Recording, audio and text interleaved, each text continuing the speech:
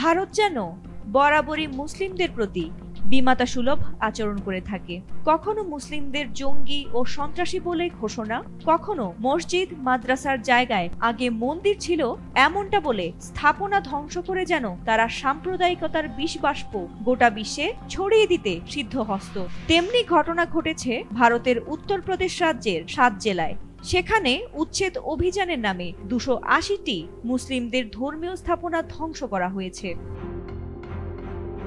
রাজ্য প্রশাসন থেকে দেওয়া এক বিবৃতিতে বলা হয়েছে, মহারাজগঞ্জ, সিদ্ধার্থনগর, বলরামপুর, শ্রাবন্তী, বাহরাইচ, লখিমপুর খেরি এবং পিলভিট এই জেলাগুলোর মধ্যে থাকা 225টি মাদ্রাসা, 30টি মসজিদ, 25টি মাজার এবং 6টি ঈদগাহ ধ্বংস করা হয়েছে।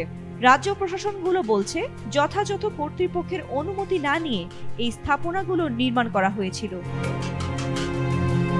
গত 22 এপ্রিল ভারতের জম্মু কাশ্মীর রাজ্যের অনন্তনাগ জেলার পেহেলগামের বৈশরণ উপত্যকায় হামলা চালিয়ে 26 জন পর্যটককে স্বয়ংক্রিয় রাইফেল দিয়ে হত্যা করে একদল সন্ত্রাসী। নিহত এই পর্যটকদের সবাই পুরুষ এবং অধিকাংশই হিন্দু ধর্মাবলম্বী।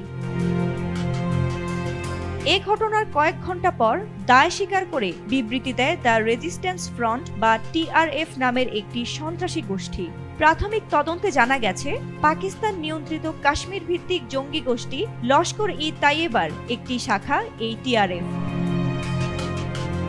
ভারতের কেন্দ্র ও উত্তরপ্রদেশ রাজ্য সরকারে আসীন বিজেপি দীর্ঘদিন ধরে অভিযোগ করে আসছে যে অবৈধ ধর্মীয় স্থাপনাগুলো ধর্মীয় উগ্রবাদ ও সন্ত্রাসবাদের প্রশিক্ষণ কেন্দ্র হিসেবে ব্যবহৃত হচ্ছে।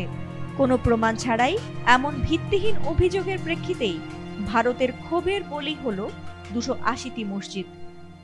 ফাতিমা সুলতানা, ATN বাংলা।